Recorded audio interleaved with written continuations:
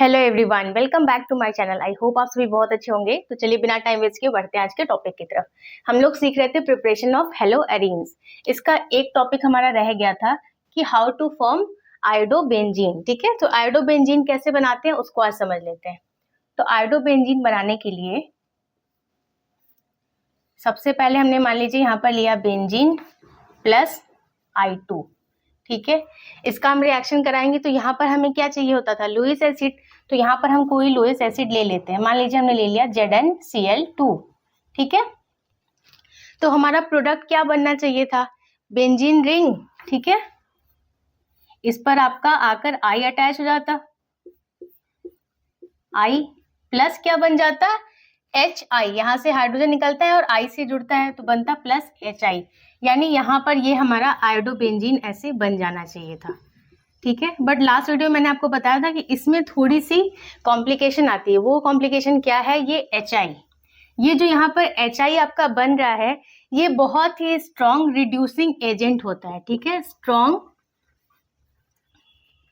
Reducing agent, ये HI आपका बहुत ही स्ट्रॉन्ग रिड्यूसिंग एजेंट होता है, जिस वजह से ये क्या करता है, जो आपका आयोडोबेंजीन बना है इसको ये वापस से रिड्यूस करके बेंजीन बना देता है। समझ रहे हैं, इसको क्या करता है ये, इसका काम क्या होता है, ये स्ट्रॉन्ग रिड्यूसिंग एजेंट है तो ये वापस से आयोडोबेंजीन को रिड्यूस करके बेंजीन बना देता है। मतलब ये जो आपका रिएक्शन है ये बैकवर्ड डायरेक्शन की तरफ शिफ्ट हो जाता है, इसलिए ये रिएक्शन आपका कैसा हो जाता है, रिवर्सिबल। क्लियर है इतनी बात। it reduces iodobenzene to benzene। इसको कहीं पर नोट करते चलिएगा। ये वापस से क्या कर देता है, आयोडोबेंजीन को रिड्यूस करके बेंजीन बना देता है। तो ये तो हम चाहते नहीं है कि ऐसा हो, तो इसके लिए हमें क्या करना होता है, कोई एक स्ट्रॉन्ग ऑक्सीडाइजिंग एजेंट को हमें यूज करना होता है ताकि वो क्या करे, इस HI को ऑक्सीडाइज कर दे। ठीक है, इसको कहीं पर नोट डाउन कर लीजिए। इससे बचने के लिए हम क्या करते हैं, इसका सॉल्यूशन क्या है, इससे बचने के लिए हम कोई स्ट्रॉन्ग ऑक्सीडाइजिंग एजेंट यूज करते हैं, स्ट्रॉन्ग ऑक्सीडाइजिंग एजेंट, इसका हम यूज करते हैं। ठीक है, फॉर एग्जाम्पल कौन कौन सा स्ट्रॉन्ग ऑक्सीडाइजिंग एजेंट हम यूज कर सकते हैं यहाँ पर, या तो हम यूज कर लेते हैं कॉन्सेंट्रेटेड HNO3 या फिर HiO4। इसको जब हम यूज करेंगे ना तो ये क्या करेगा, इस HI को ऑक्सीडाइज कर देगा, मतलब इसको ये खत्म कर देगा। इसको मैं रफ कर रही हूँ, इसको मैं एक्सप्लेन कर देती हूँ आपको।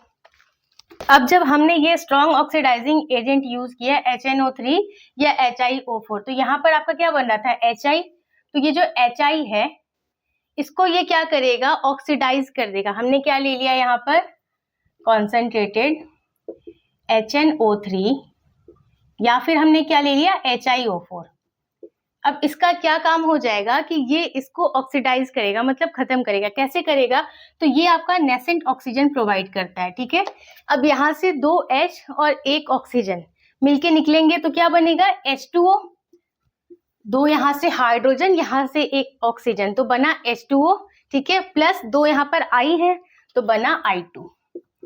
ठीक है, तो इस तरीके से ये फॉर्म होगा। इसने क्या किया, इस स्ट्रॉन्ग ऑक्सीडाइजिंग एजेंट ने क्या किया, इस HI को ऑक्सीडाइज कर दिया। ठीक है, तो जैसे यहाँ पर हमने अभी समझा था ना, यहाँ पे जो हम बेंजीन रिंग लेते थे, यहाँ पर जैसे हमने क्वेश्चन में लिया था। ठीक है, तो यहाँ पर जो हम बेंजीन रिंग लेते थे तो ये I2 जो है ये आपका I यानी एक प्लस वाला एक माइनस वाला। ठीक है, तो ये प्लस वाला जो होता था वो I यहाँ आके जुड़ता था।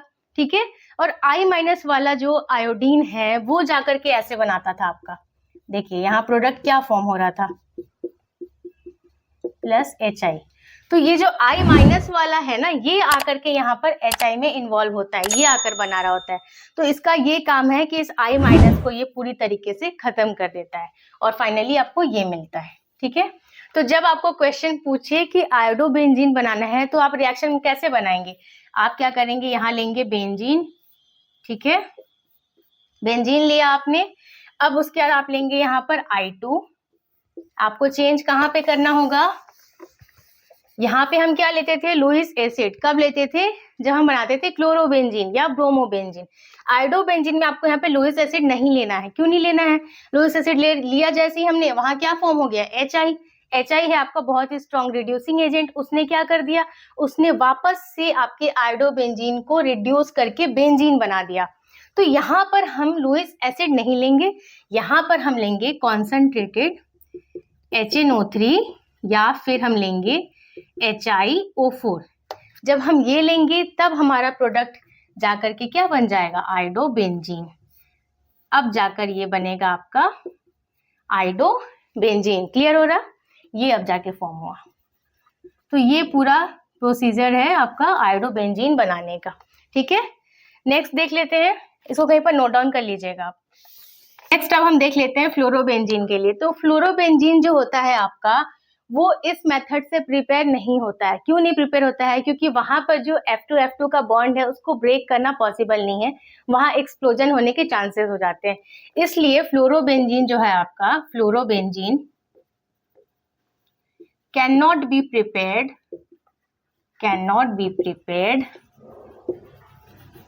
by this method। फ्लोरोबेंजीन को प्रिपेयर करने का आपका एक बिल्कुल ही सेपरेट मेथड है, वो आप आगे पढ़ेंगे। ठीक है, तो इन सारे पॉइंट्स को आप नोट डाउन कर लीजिएगा। ये आप कह सकते हैं इसकी ये लिमिटेशन भी है, लिमिटेशन है ये इसकी, फ्लोरोबेंजीन आप इस मेथड से नहीं बना सकते हैं।